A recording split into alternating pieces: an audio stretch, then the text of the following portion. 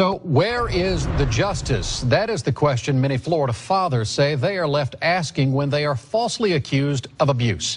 Some dads say one lie can shatter lives, end relationships with their children, and send them into bankruptcy. News Channel 8's Lynn Carson investigates what happens to fathers who are falsely accused and the mothers who make the claims. The fathers of these children share one common goal: to be with their kids. I fought for almost 4 years. William Dunn's fight for his daughter left him deep in debt. I was falsely accused of sexual allegations against my daughter. Documents show the child's mother lied about the sexual abuse. Court records show there's also evidence she coached her child to do the same. Yet DCF never interviewed Dunn. Back in 2007, we asked Governor Charlie Crist how something like this could happen. We can always do better, obviously. Crist promised to follow the case, yet Dunn is still in a legal battle with DCF. Dunn's attorney recently found this document. It shows the DCF caseworker did not believe the mother's abuse story, but that didn't stop DCF from trying to terminate Dunn's parental rights, something we recently asked the governor about. It's important to take your time examining what the facts are or are not. I think that's what DCF tried to do in this case. All of a sudden, I get a knock on the door from a sheriff telling me I have 5 minutes to get my personal belongings to get out. Phil Shriver's ex-wife also accused him of abuse. He didn't see his children for 3 weeks and says only after his attorney threatened to sue DCF, the case was dropped. The damage was done. To me, of course, but to my kids, too. Damage Eric Romerhouse also understands. I had my parental rights completely revoked for 6 months without a hearing. Romerhouse believes if you get caught in the system, it's nearly impossible to get out. And it isn't cheap. Combined, these three fathers have spent more than $150,000 in legal fees fighting false allegations. If you don't have the funds, you can kiss your kids goodbye. You get as much justice as you can afford.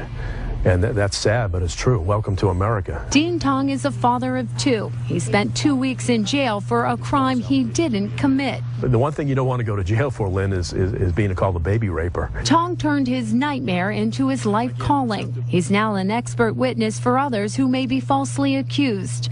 He's written 3 books on the subject and says he repeatedly sees fathers framed. There's nothing worse. What happens when people make these malicious false claims? Most of the time, nothing, even though under Florida law, it's a felony. In 1 year, we found DCF suspected 177 false reports and referred 27 to law enforcement.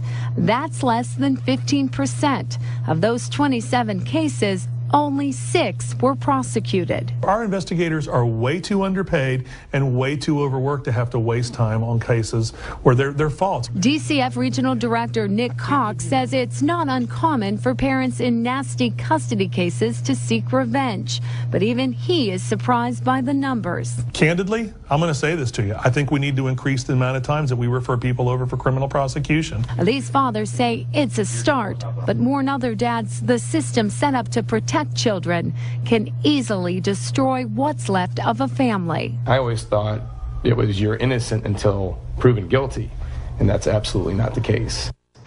The man you just heard from, Eric Romerhouse, is saving money to get his case reheard so he can spend more time with his kids.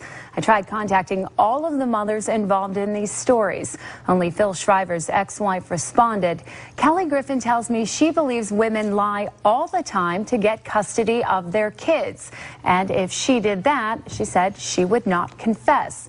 Here's some background. Griffin made her original abuse allegations in July '09. She signed a letter saying she changed her mind 1 month later. Then recently, 2 months ago, Griffin changed her mind again, saying her original story was true after all. Now, by choice, Mercedes, her mother is Jennifer Schoaf. She has not seen her daughter since William Dunn received custody 3 years ago. As soon as we started promoting this story, the feedback started pouring in, and most people would agree something needs to be done. We heard from the DCF director in your story right there saying they could do a better job of maybe pursuing prosecution. So what changes, if any, are being made? Well, Nick Cox took this right away to his supervisors, and he told me, yes, change is underway. DCF is putting together a team to figure out exactly what needs to be done so people who make these false claims are prosecuted, Keith. Len Carson, thank you.